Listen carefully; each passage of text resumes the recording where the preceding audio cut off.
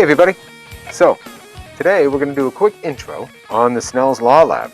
Now, most of you have this equipment right in front of you.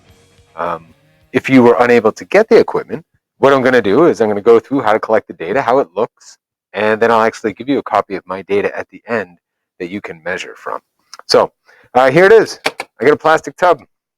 Right now it just has air in it, and the index of refraction of air is pretty much the same as a vacuum. So what we would see when we look through that is that it really doesn't bend the light at all. It does slightly as it passes through the plastic here. But overall, I would say that looks about the same when I look through it. But if I take that plastic tub and I fill it with water, like I've done here, we can see that the path of the light is going to bend. And maybe I'll show you another angle of that in a bit. So in order for us to collect some data, here's what we got to do. We're going to go through a process where we are going to look through this tub filled with water and look at how the apparent position of the pin changes. But before I can do that, I got to get this thing set up. So I need to trace out what is the shape of the container. So I'm going to flip it over. I'll mark where the center is right there. And then I'm going to trace it in a solid line. That will be the container filled with water. Opposite that, sort of to complete the circle, I'm going to go ahead and draw in a dashed line. This step is not 100% necessary, but I think it makes it easier to visualize what's going on. Boom. Now, what I'm going to do is I'm going to take my vessel filled with water and bring it over and put it in that place. And I'm going to do my best not to spill it. Now, some of you are going to spill it. There's no doubt about it. That's okay. You'll just have a wet paper. Now, what am I doing? Well, what we are going to do is we are going to let one of these pins be an object. And I'm going to place it sort of randomly off to the side of that circle. I'm going to use that so that when I line up my eye and this center line, I can imagine the path of the light is traveling from here to here. Now with the pin behind, what I'm going to do is I'm going to slide this back and forth until when I look through the water, I'm going to line up the pin, the center line, and the location of this pin.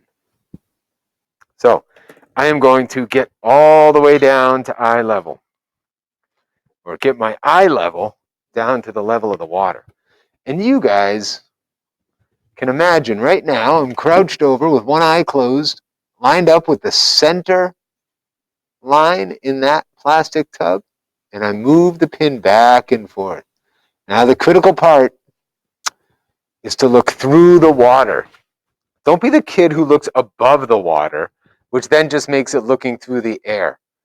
I sort of already know who that's going to be in this class, and they'll remain nameless. But for now, let's see if I can get the tripod in a position. So let's see how that would look. So here is my eye down at that level.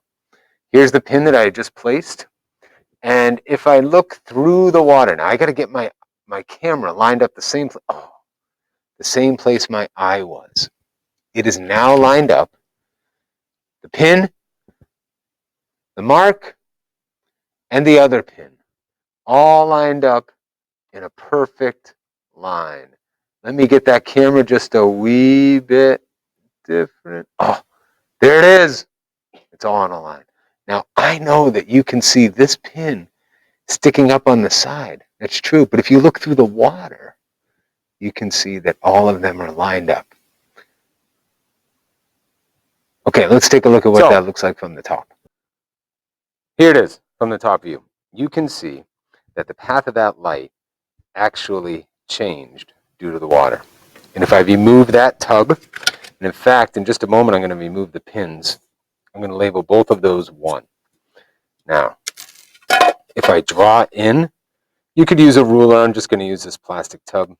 I can see that the path of the light clearly changed. And what you're going to do in a moment is draw in that normal line and measure those angles. But before we do that, let's finish collecting our data. So I'm going to do 4 on each side for a total of 8 data points. Okay? So for the pin, I try not to get too close to perpendicular because I know when that happens, I know it's hard to measure the angle. I also have a little error that may have just occurred because I moved my tub. Oops. Here we go. I got position 2. I've got the pin. I move my eyeball until the pin lines up with the center line in the plastic tub. Then I take my other pin and move it behind. Oh, wait, look at that. You can see it. See how it's disconnected? That's because of refraction. Oh, God, that's beautiful. I'm going to slide that until through the water, whoops, they all line up. Now you'll see that the head of the pin doesn't line up. Yeah, because you're seeing that through the air. Pay attention. That's going to be position 2. I'm going to do 3, so I'm just going to take this and move it over.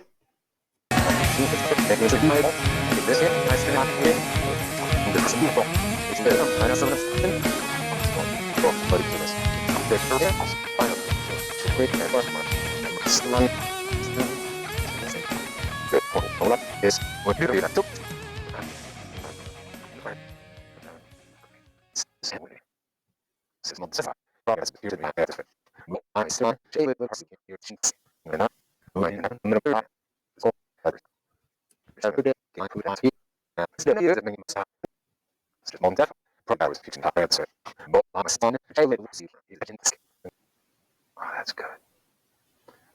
There. Yeah. Not bad. All right. So here's what I'm going to do. I'm going to draw in a line connecting. So let's go from 2 to the middle to point 2.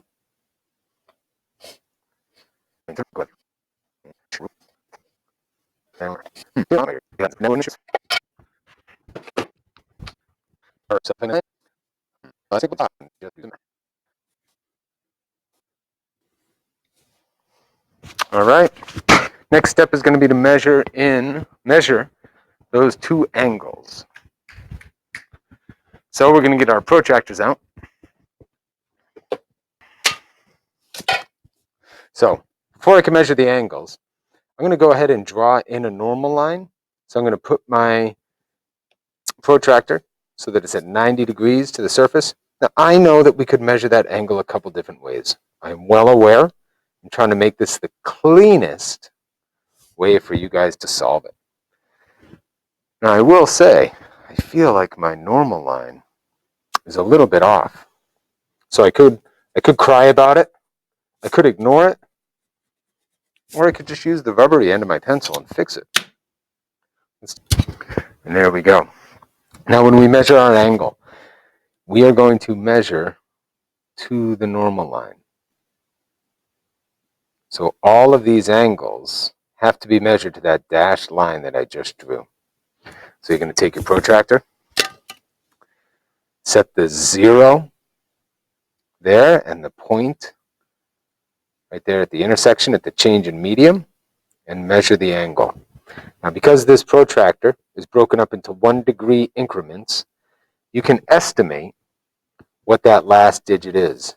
I would say for 1, for theta I, the angle of incidence, I'm going to call that, it's not quite at the 40, so 39.6 degrees. You should be able to estimate a digit for each one of these. Number 2, boy, that appears to my eye to be at exactly 49.0, etc., etc. What I'm going to do is leave the rest of the measuring to you. Got it? We're going to measure the angle of incidence and the angle of refraction for all 8 of those trials.